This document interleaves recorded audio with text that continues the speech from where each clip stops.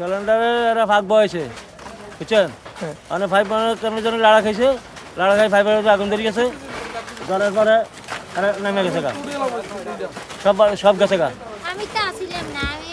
বুঝছেন কোন জায়গায় কোন জায়গায়? ওই যে এই বাড়িতে রান্না বান্না কে করতেছিল? মানে ওই বাড়িওয়ালার নাতিন, ছোট ছোট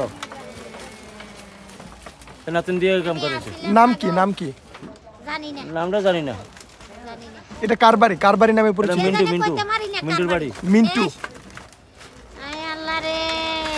রাজধানীর করাইল বস্তির বউবাজার এলাকার ক ব্লকে আমরা দাঁড়িয়ে আছি এবং ক ব্লকে মিন্টুর বাড়ি নামে এই যে স্থানটি আপনারা দেখতে পাচ্ছেন, এই স্থানটি পরিচিত ছিল এবং এই বাড়িটি মিন্টু সাহেবের বাড়ি ছিল এবং এই মিন্টু সাহেবের নাতনি সে রান্নাঘরে রান্না করছিল এবং সেই রান্নাঘরে কাজ করার সময় সিলিন্ডারে আগুন লেগে যায় এবং সিলিন্ডারে আগুন লাগার পরপর এই বাড়ি থেকে সবাই বের হয়ে যায় এবং পরবর্তীতে এই বাড়ি থেকে পুরো এলাকায় আগুন ছড়িয়ে পড়ে।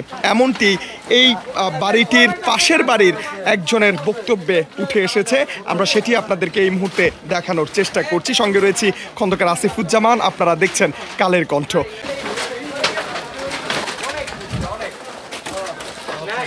পদ্মা সেতু, মেট্রো রেল এবং এলিভেটেড এক্সপ্রেসওয়ে নির্মাণের গর্বিত অংশীদার বসুন্ধরা সিমেন্ট।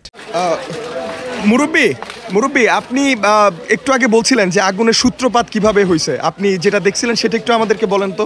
ফাইভের মাথায় আগুন আসলো, আগুন দিবানে হেরা নামে গেছে গা, সব নামে সরে গেছে গা। কারা? ওই যে মিন্টুরা।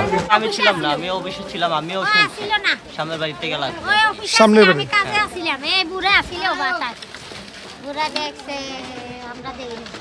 আমরা দাঁড়িয়ে আছি করাইল বস্তির বউবাজার এলাকার ক ব্লকে এবং ক ব্লকে আপনারা এই মুহূর্তে যে স্থানটি দেখতে পাচ্ছেন এটি মিন্টু সাহেবের বাড়ি নামে পরিচিত। বাড়ির নাম্বারটি আমরা এই মুহূর্তে জানতে পারিনি, তবে এই মিন্টু সাহেবের বাড়িতেই প্রথম তার নাতনি রান্নাঘরে রান্না করছিল সিলিন্ডার ব্যবহার করে, সেখানেই অগ্নিকাণ্ডের ঘটনাটি ঘটে এবং সিলিন্ডারে আগুন লেগে যাওয়ার পর মিন্টু সাহেবের বাড়ি থেকে সবাই বের হয়ে যায় এবং পরবর্তীতে পুরো করাইল বস্তি এলাকায় অগ্নিকাণ্ডের সূত্রপাত হয় বলে প্রত্যক্ষদর্শীরা জানিয়েছে। সেটি আপনাদের সামনে তুলে ধরার চেষ্টা করছিলাম। দর্শক, এই ছিল করাইল বস্তি থেকে সর্বশেষ। খন্দকার আসিফুজ্জামান, কালের কণ্ঠ, ঢাকা।